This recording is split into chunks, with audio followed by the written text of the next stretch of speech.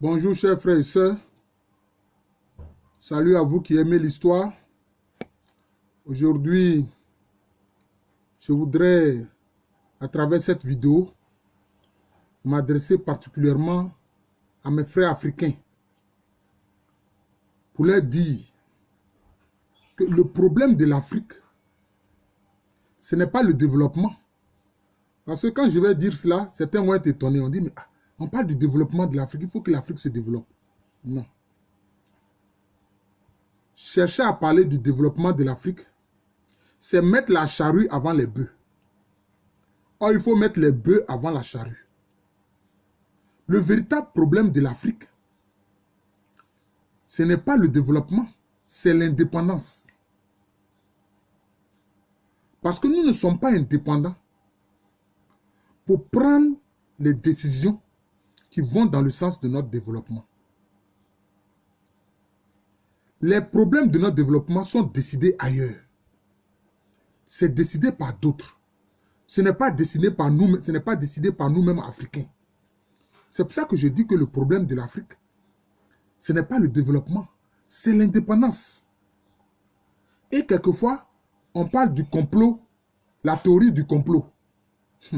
J'ai vu dernièrement une proposition d'article et on dit la théorie du complot appliquée à l'Afrique. Mais concernant l'Afrique, ce n'est plus une théorie, c'est une théorie confirmée. Le complot contre l'Afrique est confirmé. Ça c'est clair, je vous le dis. C'est clair. Et nous allons prendre des exemples pour que vous compreniez. Nous allons prendre des exemples pour que vous compreniez. D'abord, nous allons commencer par l'implication des pays occidentaux dans nos affaires intérieures. Au sortir de la Seconde Guerre mondiale, il y a eu deux décisions importantes. Le droit des peuples à disposer d'eux-mêmes et à se donner les gouvernements qu'ils veulent, que ces peuples-là veulent. Ça, c'était la première règle. La seconde, ne pas s'ingérer dans les affaires intérieures des États. Mais ceux-mêmes qui ont proposé ces choses-là, ils sont venus parler d'ingérence humanitaire, le droit d'ingérence humanitaire, pour remettre en cause la non-immixtion dans les affaires intérieures des États. Ils ont parlé d'ingérence humanitaire pour perpétuer le néocolonialisme. Donc, la théorie du complot, là, ce n'est plus une théorie. Le complot contre l'Afrique est réel, c'est vrai. Mais regardez vous-même, observez, si vous observez l'actualité, on veut imposer en Afrique un vaccin contre le coronavirus. Alors que le coronavirus n'a pas fait les dégâts qu'il a fait en Europe et aux États-Unis. Vous voyez? Et des gens sont venus faire des déclarations, jouant des prophètes diaboliques pour dire que non, cela va produire plus de 30 millions de morts en Afrique. Ce coronavirus-là. Et quand on a vu des Africains, des scientifiques africains proposer des solutions, des remèdes, ce sont des remèdes. Comme le Covid organique à Madagascar. Je crois qu'il semble que c'est un scientifique du Congo démocratique, RDC, qui est à l'origine de la création de ce Covid organique. Mais ces pays impérialistes-là ne veulent même pas essayer le remède. Ils préfèrent même laisser mourir leurs citoyens. Et alors, on voit l'OMS qui vient faire des déclarations sans avoir pris le temps de faire analyser ces remèdes-là et vouloir les faire rejeter par les Africains. Mais insiste sur la proposition d'un vaccin. Pourquoi? Pourquoi? Tu es malade. Hein? Il y a le remède qui est prouvé. Et toi, tu dis non, on n'a qu'à prendre un vaccin. Or, vaccin, là, ce n'est pas un remède qui guérit. C'est un préventif. Et puis, c'est un préventif qui n'empêche pas que tu puisses faire la maladie. Donc, vous voyez, vous avez sous vos yeux les preuves du complot. Vous cherchez quoi encore? Ce n'est plus une théorie. C'est clair. On a vu aussi la pivirine de Valentin Agon, ce scientifique béninois. Ils ont rejeté cela, ils n'en veulent pas. Hein? Alors, voilà le problème. Et en outre, qu'est-ce qu'on voit? On voit qu'ils cherchent à contrôler l'UA. Et nos chefs d'État eux-mêmes, subissant les pressions, laissent faire. Parce que l'UA est financé, l'Union africaine est financée à près de 60% par l'Union européenne. Mais celui qui te finance, il te dicte, il te donne des ordres. C'est ce qui se passe. Oui, c'est ce qui se passe. Et on voit les bases militaires se multiplier en Afrique. Vous pensez que la France va accepter qu'un pays étranger ait une base militaire en France? Pourquoi eux, ils veulent installer des bases militaires un peu partout? Alors qu'eux-mêmes, ils ne veulent pas de ça chez eux. Vous voyez? Voilà le problème. Donc, on voit que le complot est clair. Et puis, on sait, tous les présidents africains qui ont voulu mener une politique indépendante et prendre en compte les intérêts de leur peuple, qu'est-ce qui s'est passé? Ils ont été assassinés. Et ça, les exemples foisonnent. Les exemples foisonnent. Vous voyez? Je n'ai pas besoin de les citer, les exemples foisonnent, vous les connaissez. C'est cela. En outre, qu'est-ce qui se passe? Ils se mêlent de nos affaires intérieures. C'est eux qui viennent, c'est eux qui déclarent toujours que nos chefs d'État, celui-ci est dictateur, celui-ci ne l'est pas. Mais nos chefs d'État ne vous dirigent pas. Ils ne dirigent pas vos peuples. Pourquoi est-ce que c'est vous qui, chaque fois, allez nous dire qui est dictateur chez nous et qui ne l'est pas? Vous voyez? Ce n'est plus une théorie du complot, c'est une confirmation. Et ils se donnent le droit de venir alors bombarder. Et c'est eux qui veulent choisir nos chefs d'État en lieu et place de nos peuples. Or, ils parlent de démocratie. Vous voyez? C'est cela. Et dans le cadre de l'absence de l'indépendance financière et monétaire, la France, ça on le sait, prend chaque année près de 500 milliards de dollars au détriment des pays du franc CFA. Vous comprenez? 500 milliards. Mais 500 milliards, vous voyez combien ce que cela peut faire pour nos pays? Et ils prennent ça. Et nos pays, nos peuples sont dans la misère. Nos peuples sont dans la misère. Voilà. Donc il y a une capture de nos États. Il y a une capture de nos États. Hein? On vient bombarder sous prétexte que, oui, on veut instaurer la démocratie. Voilà ce qui se passe. Oui. En outre, une autre façon de capture de nos États, c'est la dette que nous remboursons sans cesse. Nous remboursons sans cesse. Nous ne faisons que rembourser les intérêts de génération en génération. On ne fait que rembourser des intérêts. Parce que c'est lié, cette dette est liée en fait à la spéculation financière. Le FMI et la Banque mondiale sont des moyens de capture de nos États. Ouais, des moyens de capture de nos États. Ouais. Et par les bases militaires, ils peuvent renverser n'importe quel gouvernement. Même le gouvernement de Kadhafi qu'on pensait solide. Mais il a fallu qu'à travers l'OTAN, ils viennent bombarder. Et puis voilà, c'est fini. La Libye est détruite. Ouais, la Libye est détruite. C'est cela. Maintenant, un autre moyen de capture de nos États, c'est la franc-maçonnerie. Parce que nos élites africaines entrent dans la franc-maçonnerie. Vous voyez? Or, dans la franc-maçonnerie, qu'est-ce qui se passe? Les gens ont d'autres projets. Quand la France a, comment on appelle,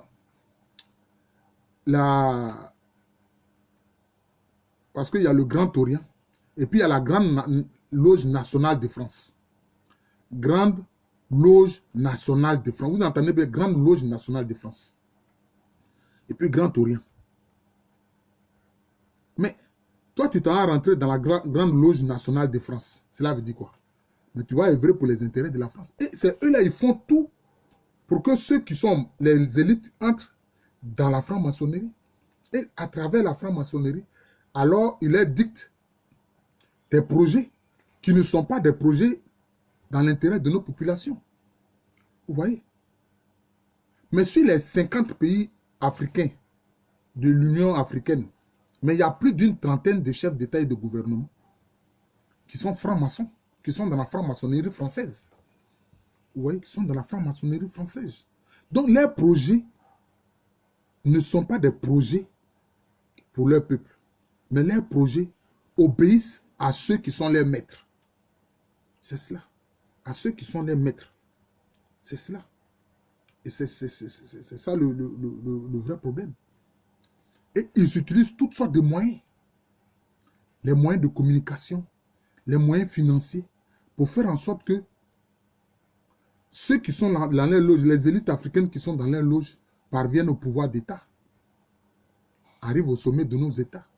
À partir de ce moment-là, leurs projets ne sont pas nos projets. Ce n'est pas les projets de nos peuples. La preuve, tout ce qu'ils font est orienté vers l'Europe. Ils se soignent en Europe. Ils déposent leur fortune en Europe, dans des paradis fiscaux, etc. C'est pour ça que je veux qu'on retienne que le véritable problème de l'Afrique, ce n'est pas le développement. Le développement, c'est quoi? C'est la croissance économique et le bien-être matériel. Je dis bien le bien-être matériel. Ce n'est pas le bien-être moral, spirituel.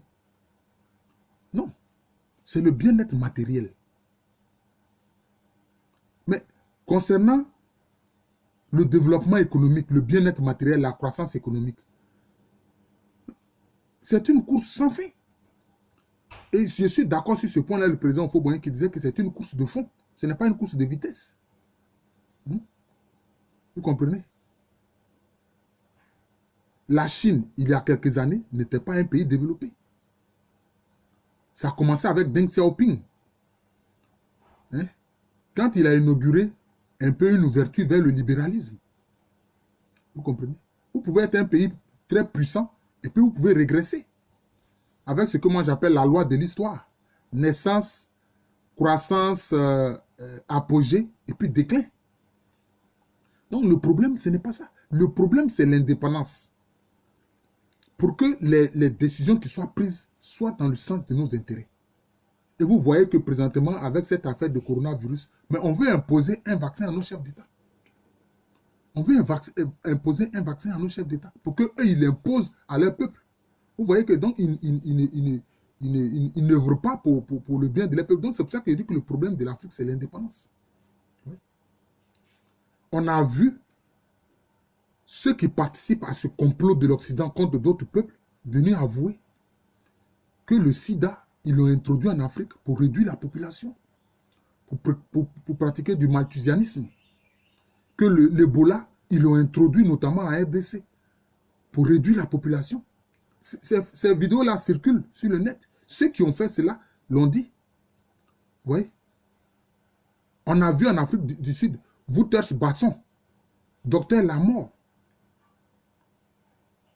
faire des poisons pour assassiner les enfants sud-africains, les noirs, les enfants noirs. Et on veut stériliser les Africains parce qu'on se plaint qu'ils sont nombreux. On a vu ici un chef d'État, le chef d'État français, se plaindre que la femme africaine fait en moyenne 8 enfants. Mais elle fait 8 enfants, elle ne t'a pas demandé de les élever. Et puis, les Africains qui naissent, mais combien atteignent même l'âge de 40 ans? En temps, ils sont tous morts. Ceux qui sont nés là, ils sont tous morts. Voilà la réalité. C'est pour ça que je dis, je veux qu'on retienne cela. Le problème de l'Afrique, ce n'est pas le développement, c'est l'indépendance. Notre problème, c'est l'indépendance. Vous comprenez? C'est l'indépendance. Maintenant, même eux-mêmes, qui mènent cette politique prédatrice-là. Mais quand je dis que le problème de l'homme, ce n'est pas d'abord le développement, le problème de l'Afrique, ce n'est pas d'abord le développement. Beaucoup d'Africains, leur moyen de survie, c'est l'économie informelle. Oui, la plupart des pays d'Afrique noire, l'économie informelle souvent fait 60% des activités économiques. 60%. L'informel. Vous voyez? Et on est venu dire aux gens de se confiner, de se confiner. Bon, on vous dit qu'il y a des remèdes. Pourquoi vous voulez toujours confiner les gens? Mettez ces remèdes à la disposition des gens. C'est tout. Quand ils sentent les symptômes, ils peuvent prendre le médicament. Mais on dit non, confinement. On veut tuer nos économies. Ah oui, ça, moi, je vous le dis. On veut tuer nos économies. Le Bénin n'a pas fait le confinement, mais les Béninois ne sont pas morts. Ils sont là.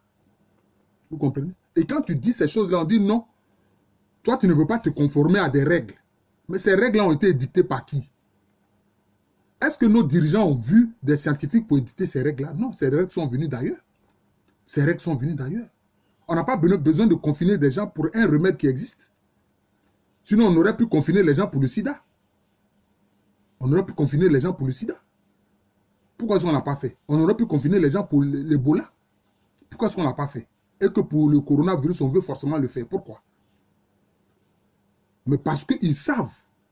Ils ont fait des prévisions. Ils disent qu'autour de peut-être 2035-2040, les Africains seront les plus nombreux. Les Noirs d'Afrique seront les plus nombreux. Et qu'ils ne veulent pas de cela. Surtout que nous sommes assis sur une richesse incommensurable. Hein? La plupart des ressources naturelles sont en Afrique. Même l'eau potable à boire est un enjeu. Quand vous regardez le Sahara là, mais l'eau potable qui est au Sahara là, en dessous de ce sable chaud là, vous ne pouvez pas l'imaginer. Vous voyez? C'est des milliards de mètres cubes d'eau pure. Hein? J'ai même eu à poster, comment on appelle ça, une vidéo du président Oufoué. C'était en 58, avant nos indépendances, en 58, il parlait de cela. Sans compter les hydrocarbures, c'est tout ça qui fait la guerre du Sahel. C'est ça qui explique la guerre du Sahel. Comment le bourreau peut venir jouer au sauveur? Voilà le problème. Donc vous n'êtes pas étonné qu'on met en place des unités militaires de l'ONU et puis ils perdurent, ils font 10 ans, 15 ans, comme la MONUSCO au Congo. Hein? 15 ans, 20 ans, ils sont dans les pays, ils ne règlent pas les problèmes, mais toujours l'armée de l'ONU est là. Mais derrière, en fait, ce sont les pays occidentaux qui sont derrière. Cette politique prédatrice doit prendre fin et c'est ça qui fait que nos États ne sont pas indépendants. Ceux qui ont compris ça, mais ils font tout pour se doter de l'arme nucléaire ou bien des armes de destruction massive. Pourquoi enfin ces Occidentaux comprennent qu'il faut qu'ils arrêtent leur politique prédatrice. Oui. L'Iran a compris ça. Aujourd'hui, là, ils savent qu'ils ne peuvent pas attaquer l'Iran. Parce que l'Iran se souvient bien du complot qu'il y a eu contre l'Iran quand on a fait tomber le gouvernement de Mossadegh qui avait nationalisé les hydrocarbures en Iran pour que le peuple iranien profite de ses richesses naturelles. Ils ont fait un coup d'État contre Mossadegh.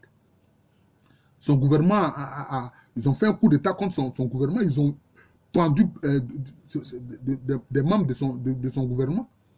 Cela me fait tellement mal que je bute sur les paroles. Vous voyez? Et c'est pour ça que la Corée du Nord aussi a compris qu'il faut qu'elle ait l'arme nucléaire. Elle est indépendante. Les États-Unis savent qu'ils ne peuvent pas s'amuser à toucher la Corée du Nord. Parce que les gens sont obligés d'en venir à ça. Parce que ces pays occidentaux veulent toujours perpétuer une politique prédatrice. Ils l'ont fait à travers la colonisation, ils l'ont fait à travers l'impérialisme, mais ils veulent perpétuer ça encore même aujourd'hui. Et c'est ça qui fait problème. Aujourd'hui, avec les réseaux sociaux, etc., les gens ont une mentalité plus développée. Donc, vous ne pouvez pas continuer à perpétuer cette politique prédatrice-là. Ça ne peut pas continuer pour que ça s'arrête. Le problème de l'Afrique, c'est l'indépendance. Et quand même des pays se croyant indépendants se rendent compte qu'à tout moment, ces pays prédateurs-là peuvent s'en prendre en eux. On a vu dernièrement, ils ont attaqué le Venezuela parce qu'ils ne veulent pas du président Maduro. Mais un président, sa vie, c'est combien? Sa vie, c'est combien de temps? Vous n'avez pas besoin d'aller faire une guerre. Hein? Vous n'avez pas besoin d'aller faire une guerre pour détruire un pays. Vous avez détruit l'Irak, vous avez détruit la Syrie. L'Afghanistan est détruite. Et maintenant, vous allez au Venezuela. Ça va servir à quoi, tout ça? Il a fallu qu'il y ait une présence de plus de 200 instructeurs militaires russes et 20 instructeurs militaires chinois au Venezuela pour empêcher, pour faire échouer cette attaque. Il faut que les pays occidentaux changent de paradigme, de relation. Pourquoi? Vous pouvez acheter tranquillement ces matières premières, vous pouvez les acheter, ça ne vous coûte rien. Mais pourquoi forcément vouloir contrôler les pays, mettre des chefs d'État liges à la tête de ces pays? C'est ça le problème. Donc je dis que concernant l'Afrique, ce n'est plus une théorie du complot. Le complot est confirmé. Le complot est confirmé. Il y a plein d'exemples d'une histoire proche de nous qui nous le prouvent. Qui nous le prouvent. On voit même certains pays, hein, avec des moyens aériens et autres, transporter des djihadistes, terroristes, pour les poser à certaines zones, dans certaines zones. Tout cela aujourd'hui est filmé. Et quand ils vont, hein, disent-ils, pour intervenir, pour combattre le terrorisme, on les voit en train d'exploiter l'or et les ressources naturelles. Et tout ça est sur les réseaux sociaux. Et ils n'ont même pas honte. Ils n'ont même pas honte. Et le problème aussi, c'est que les assemblées nationales ne disent rien. C'est une honte. Ces élites européennes-là sont une honte. Ces élites occidentales-là sont une honte pour l'humanité. Ils sont une honte pour l'humanité. Ils sont une honte pour l'humanité. C'est ça le problème. Ils sont une honte pour l'humanité.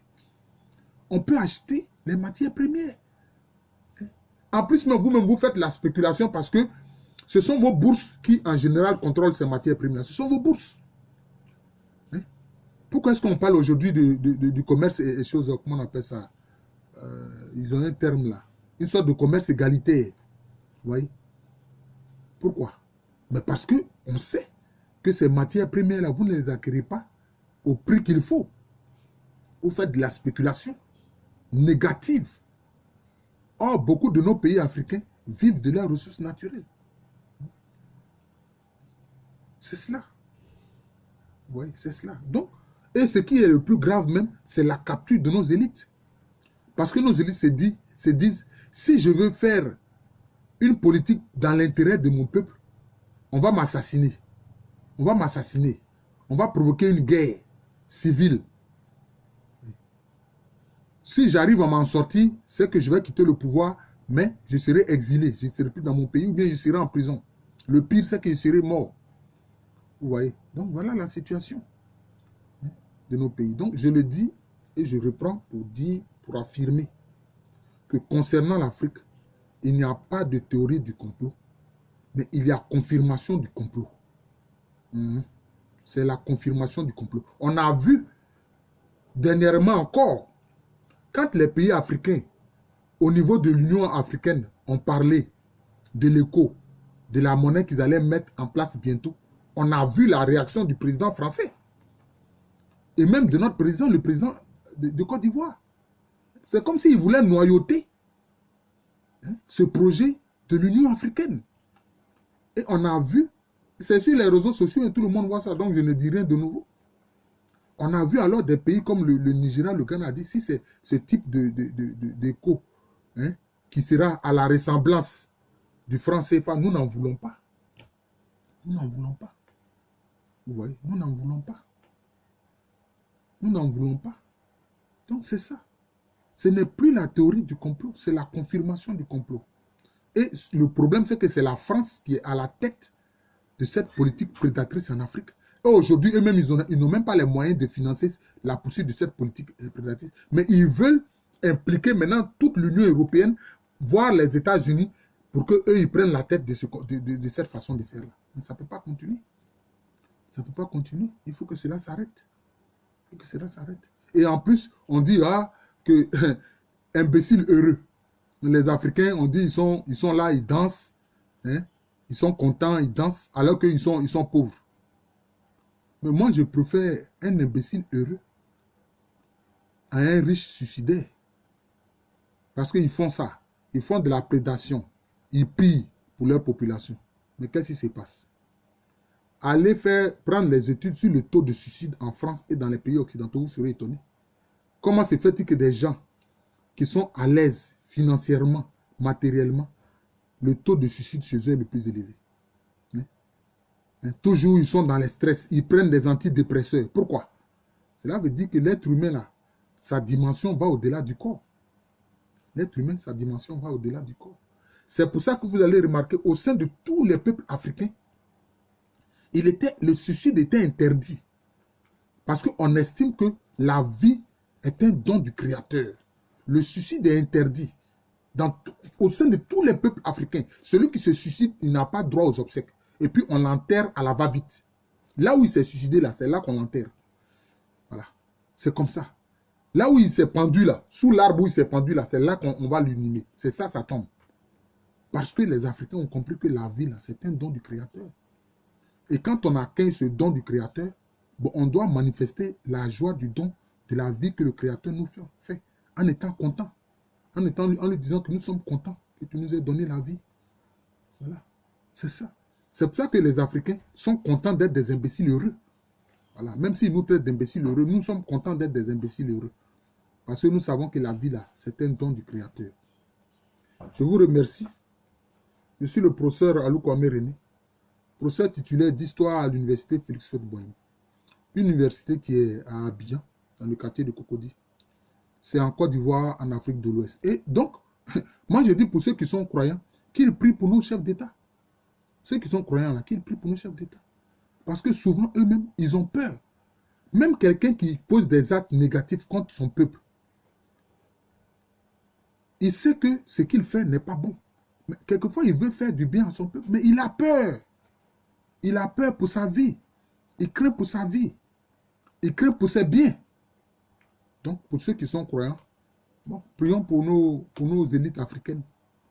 Parce qu'elles subissent une capture.